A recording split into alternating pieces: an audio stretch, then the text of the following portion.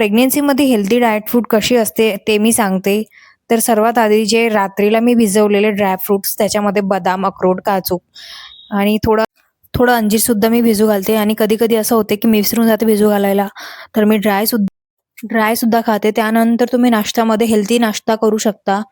त्यामध्ये हेल्दी पराठा म्हणजे जसं की मेथी पराठा, पालक पराठा, पनीर पराठा आणि उन्हाळा सुरू असल्यामुळे थोडं आपण काकडीचा पराठा पण बनवू शकतो. कारण काकडी उन्हाळ्यामध्ये खूप थंड असते. ते आपल्यासाठी चांगलं असते प्रेग्नन्सीमध्ये. काकडीसुद्धा खाऊ शकता. त्यानंतर तुम्ही फ्रुट्स खाऊ शकता. बनाना, ॲपल, कलिंगड हे सुद्धा खाऊ शकता तुम्ही. नंतर त्यानंतर दुपारच्या जेवणात थोड्या हिरव्या पालेभाज्या खायच्या आहे.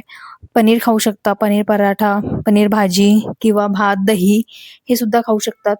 आणि त्यानंतर तुम्ही रोस्टेड चना किंवा मखाना तो खाऊ शकतात. कारण त्याने काय होते ब्लड प्रेशर प्रॉब्लेम नाही होणार ब्लड प्रेशरची आणि आणि चण्यामध्ये खूप जास्ती आयरन, प्रोटीन असते. त्यानंतर तुम्ही रात्रीच्या जेवणात हलकं जेवण करायचं.